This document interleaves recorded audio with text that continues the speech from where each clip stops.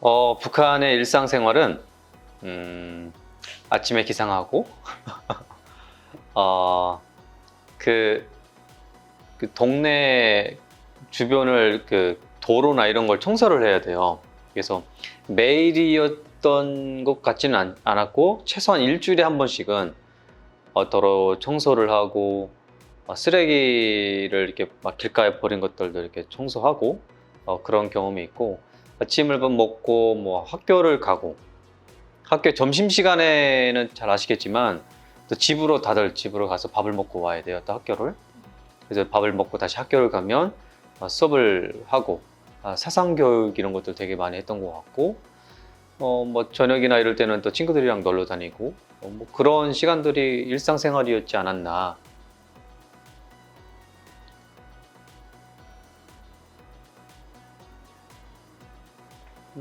한국에서는 조금 뭐 좀 다른 것 같아요. 뭐 저는 결혼을 하다 보니까 아무래도 가정 생활이 좀 있고요. 그리고 저는 또 창업을 하다 보니까 여러 가지 생각해야 될 게 많아서 또 회의들도 많고 최근에는 뭐 미국이나 뭐 이런 데 회의가 많아서 오전에 일찍 사무실에 나가는 게 좀 잦은 것 같고요. 그리고 최근에 뭐 코로나 때문에 배달 음식을 되게 많이 시켜 먹는 것 같아요. 그래서 배달해 주시는 분들에게 너무 감사하기도 하고 그 외에도 뭐 저녁에는 친구들이나 이렇게 나가서 뭐 만날 수가 없으니까 집에만 이렇게 자주 가는 것 같습니다. 그 외에 뭐 넷플릭스 보고 유튜브 보고 뭐 그런 다큐멘터리 보고 이런 게 일상생활이 되지 않았나 생각이 듭니다. 제 일상생활은 못 말하겠어요. 너무 비교가 돼서. 그래, 아침 몇 시에 일어나 솔직히 말해. 저 진짜 오늘 8시 반. 오빠도 8시 반에 일어나잖아. 안 믿기는데. 뭔 소리야? 나 항상 8시 반에 일어나. 이게, 그리고 바이오리듬에 딱 맞췄어 나는. 오케이. 저는 하루 중에 가장 중요하게 생각하는 부분이 있다면 일상생활에서 물입니다. 여러분 물이 얼마나 몸에 좋은지 아시나요? 아시겠지만 물 하루에 몇 리터 정도 드세요? 일단 나도 사무실에 가면 최소한 뭐 이렇게 하루에 뭐 2리터 거짓말. 그 정도를 먹으려고 노력을 하고 있고 다만 저한테 하나 가지고는 루틴은 2리터? 1리터? 2리터? 어허. 2리터라 하지. 2리터 맞지. 2리터를 먹으려고 하고 있고 저에게 그 루틴이 이렇게 항상 가지고 있는 건 자기 전에 항상 그 차나 물을 먹고 자는 습관은 있는 것 같습니다. 오빠 그렇게 유명하지 않아요. 궁금하지 않아요. 암튼 내가 물어봤잖아. 뭐라고 물어봤어요? 그러니까 밀리터 마신다며 그럼 끝이야. 그래서 저는 그랬구나. 이렇게 진행하려 했는데 저는 4리터 정도 마십니다. 4리터 마시면은 하루 일상이 딱 정해져요. 화장실을 자주 가니까 이제 화장실이 항상 붙어 있는 곳으로 가죠. 근데 한국이 되게 좋은 게 영국에서는 공공 화장실도 돈 내고 들어가거든요. 근데 그렇다 보니까 화장실 가기 너무 불편해요. 근데 한국 와서는 전혀 그런 거 개의치 않고 카페를 가서도 음료수 주면 안 해도 화장실 가고 싶은데 화장실 어디 있나 하면 키를 주잖아요. 그게 얼마나 좋습니까? 그렇지. 네.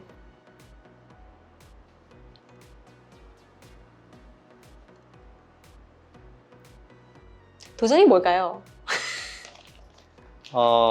일단은 도전은 사실 저도 한국에 와서 북한을 떠나서 도전이라는 것을 생각할 수 있는 것 자체가 도전인 것 같고요. 뭔가를 성취하겠다 혹은 뭐 이 사회를 위해서 뭔가를 문제를 해결하겠다 이런 것들도 있지만 아까 동생도 이야기했지만 다른 나라에 갈 수 있는 도전을 할 수 있는 그리고 공부도 할 수 있는 사실 공부도 이렇게 쉬운 일은 아니지만 그래도 공부할 수 있는 본인의 각자의 꿈을 따라서 갈 수 있는 도전할 수 있는 것도 어떻게 보면 큰 다름이라고 해야 될까요? 북한 사회와 이렇게 말씀을 드릴 수 있을 것 같아요. 저는 개인적으로 도전이라고 생각하면은 coming out of your comfort zone이라고 생각하거든요. 그게 뭐냐면 뭐 예를 들어서 하루하루가 살아가면서 너무 편안한 상태를 이제 뚫고 나오는 게 도전이라고 생각을 해요. 아, 나 뜨고 나가고 싶지 않은데. 그러니까 그래서 이게 도전을 부족하다는 거야. 도전을. 그 저는 진짜 최근에 한국 와서 도전이라고 하면은 확실히 유튜브를 시작했던 거.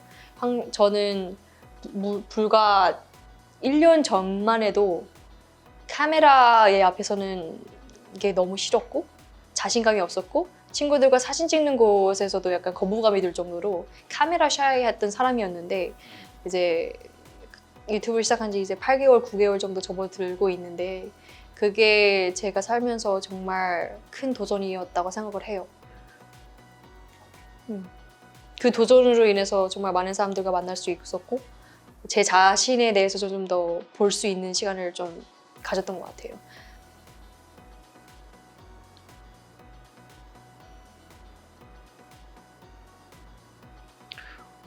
분야라기보다는 저는 개인적으로 저와 같은 탈북 청년들 2030 세대가 굉장히 많은데 탈북민 전체 인구 중에서도 한 40%에서 많게는 50%라고 추정을 하고 있더라고요. 저희 2030 세대와 어떻게 하면 더불어 함께 잘 살아갈 수 있을까, 이 사회에서. 이런 게 되게 관심을 많이 가지고 생각을 하고 있는 것 같습니다. 오빠는 지금 창업을 하고 있고 우리온이라는 뭐 NGO를 운영하고 있잖아요.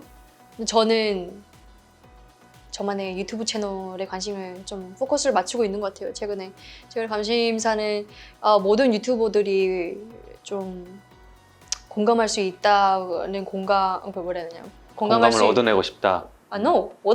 공감할 수 있는 게 콘텐츠를 어떻게 짜야 되냐, 어떤 것을 우리 구독자님들에게 제공할 수 있고 지금 현재 저는 7만 6천 명의 구독자를 보유하고 있음에도 불구하고 10만 명 가겠네. 어쩌고 치고는 들어오지 뭐. 네, 예, 그래서 콘텐츠에 대한 관심을 좀 많이 갖고 있는 것 같아요. 그래서 다른 유튜버들의 영상을 좀 많이 본다고 하든지 그리고 우리 구독자님들께서 남겨주신 댓글을 좀 활용을 해가지고 구독자님들이 보고 싶어하는 영상을 좀 더 만들고 싶어가지고 네, 그런 관심을 갖고 있습니다.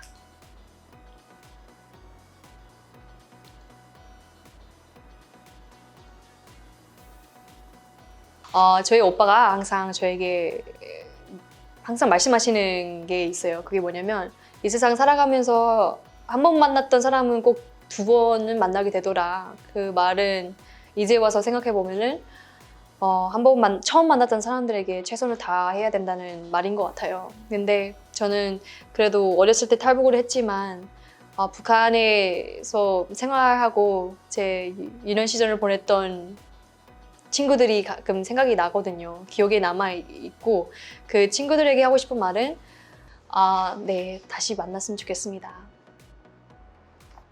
제 나이 또래가 된 친구들은 사실 특히 남자들은 군인 생활을 제대를 해서 사회에 와 있을 것이고 저랑 같이 다녔던 친구들은 여자분들은 결혼을 해서 이제는 애가 한두 명이 있을 거라고 저는 생각을 합니다. 그 사회에서 어떻게 살아가고 있는지 뻔히 그려지니까 안타까운 마음은 항상 있는 것 같아요. 그래서 그 친구들이 혹시라도 영상을 볼 수 있다면 건강했으면 좋겠고 잘 살아주기를 바라고 있고 또 그때 이렇게 어린 나이에 제가 잘못했던 친구들에게도 미안하다라는 이야기도 하고 싶고 언젠간 너희들도 탈북이 아니라 그냥 자유롭게 왕래할 수 있고 전화로 통화할 수 있고 영상 통화도 할 수 있는 그런 사회, 그런 시기, 그런 남북한의 사회가 됐으면 좋겠다라는 바람이 있습니다. 그리고 저희 가족분들에게도 그냥 건강하고 잘 계셔 주시기를 소망합니다.